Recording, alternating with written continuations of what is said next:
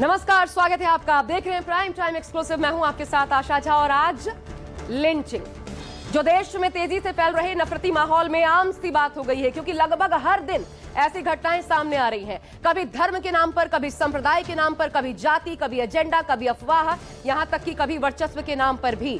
देश को तोड़ने वाले, देश को बदनाम करने वाले कानून को ताक पर रखकर समाज का ठेकेदार बन बैठे हैं।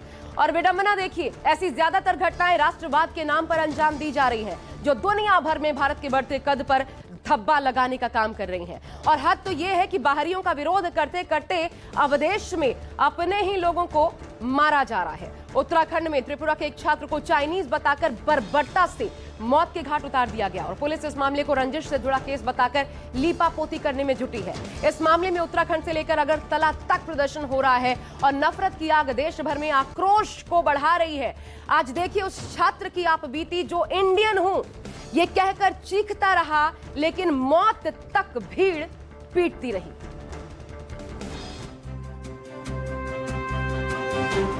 पूरे देश से चुन चुन कर हम घुसपैठिए को निकालने का काम करेंगे, चुन चुन कर। 3 दिन के दौरे पर असम और पश्चिम बंगाल गए गृह मंत्री अमित शाह ने एक बार फिर साफ किया कि घुसपैठियों को देश से बाहर करने का अभियान जारी रहेगा।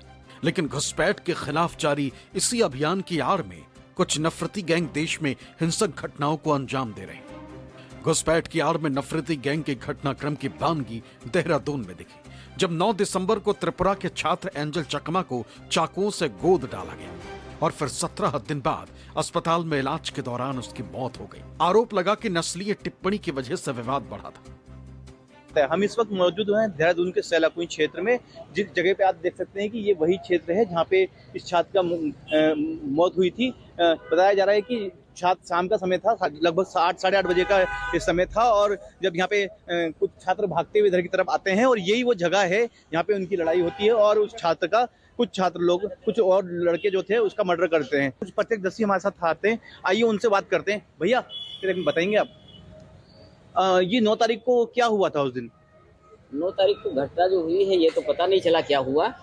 बहरहाल ये इधर से झगड़ा होता हुआ आया, भागते हुए आए तो यहाँ पे उसके चोट चपेट लग गई।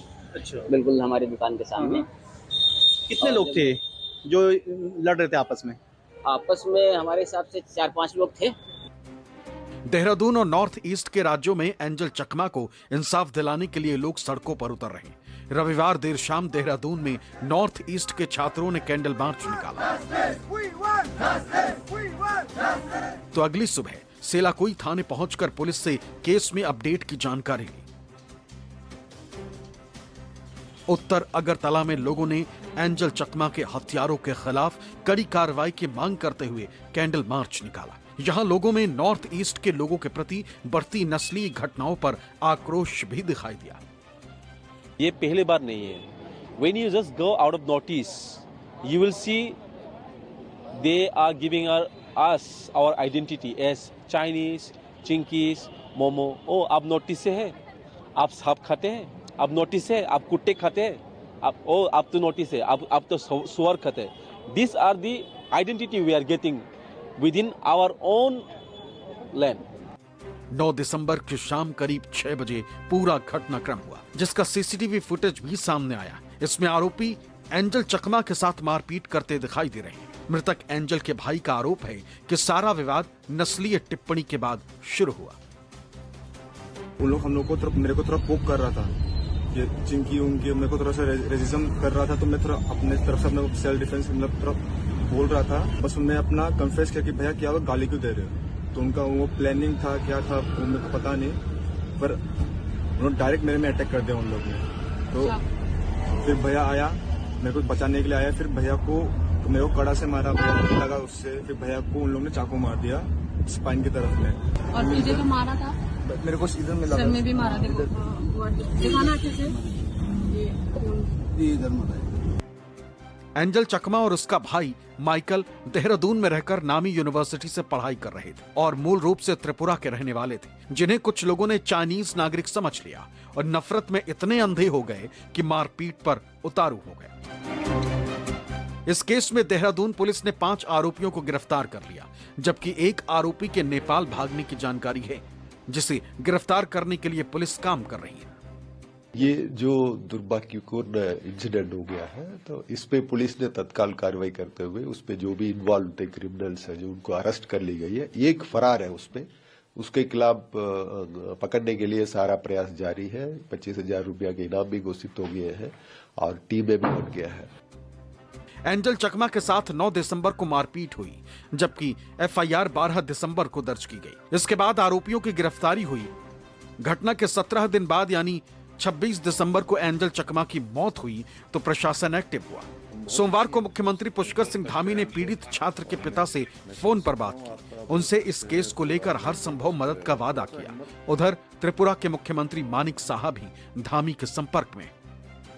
बहुत ही दुखद घटना हुआ, हम बहुत दुखी हैं इससे, और इस पर हमने बहुत सख्त कार्रवाई के लिए कहा है यहाँ पर, है ना। और 4-5 लोग जो भी इसमें थे बदमाश, 5 गिरफ्तार कर लिए गए हैं, जो भी इस घटना में जिन्होंने भी अपराध में किया है। और एक कोई नेपाल का था, शायद वो नेपाल भागा हुआ है, कहाँ है, तो उसके ऊपर इनाम यहाँ घोषित हमने कर दिया है और उसको पकड़ने के लिए भी टीम वहाँ पर भेज दी गई है पुलिस की ना। लेकिन चलिए अब ये तो सब हो ही जाएगा, लेकिन बहुत दुखद है और हम बहुत दुखी हैं, मतलब सच में बहुत कष्ट है हमको। और मैं समझ सकता हूँ आपका बहुत कष्ट है, परिवार में बहुत कष्ट है, और थोड़ा सा हिम्मत करिए। और क्या कहें, बहुत आपके लिए, एक पिता के लिए इससे ज़्यादा कष्ट और क्या हो सकता है ना। माता पिता के लिए आपके परिवार में बहुत कष्ट, बहुत दुख है, बहुत अनहोनी है। हम भगवान से यही प्रार्थना करेंगे और इन जो भी लोग इसके दोषी हैं उनको हम लोग कड़ी से कड़ी सजा दिलाएंगे। यहाँ मैंने कहा किसी जगह में भी कुछ गैप नहीं होना चाहिए। उन्होंने मुझे एश्योरेंस किया है कि इन लोगों को जो जस्टिस देना है वो जस्टिस दिलाएंगे, और उनको अभी 5 आदमी को अरेस्ट किया है। इस केस में सबसे अहम पहलू वो नफरती गैंग है जो कभी घुसपैठ तो कभी धर्मांतरण की आड़ में मॉब लिंचिंग से पीछे नहीं हटता।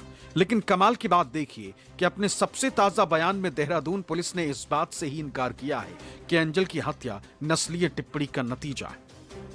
जब 2 पक्ष होते हैं तो उसमें अगर एक पक्ष खुद एक प्लेस से रिलेटेड है, वहाँ पर नॉर्थ ईस्ट से रिलेटेड है, और साथ ही साथ एक नेपाली मूल का भी वहाँ पर युवक है, तो जो टिप्पणी है वो नस्ली टिप्पणी की श्रेणी में इसलिए नहीं आती है कि उसमें खुद भी जो है एक युवक जो है वहीं का, उसी स्टेट का जो है निवासी है। और ये बात उन्होंने भी स्पष्ट करी है कि उनकी कोई मंशा दूसरे को नहीं थी। ये आपस में उनके द्वारा जो है कुछ अपने डेरोगेटरी रिमार्क्स आपस में शेयर किए जा रहे थे, जो एक ग्रुप बैठा था, और कहीं ना कहीं उसका इम्प्रेशन ऐसा गया कि वो कोई टिप्पणी उनके ऊपर की जा रही है। तो इस कंफ्यूजन में जो वहाँ जो क्लैश हुआ, उस क्लैश के रिजल्ट में ही ये सारा इंसिडेंट हुआ है। यहाँ देहरादून पुलिस एंजल चकमा की हत्या को सीधे सीधे झगड़े की वजह से हुई घटना मान रही है, लेकिन इसमें शक नहीं कि नॉर्थ ईस्ट के लोगों के साथ अक्सर दुर्व्यवहार की घटनाएं होती हैं, और इसके पीछे वही नफरती गैंग के लोग हैं जो खुद को समाज का ठेकेदार समझने लगते हैं। देहरादून से अधीर यादव के साथ ब्यूरो रिपोर्ट, न्यूज़ 24।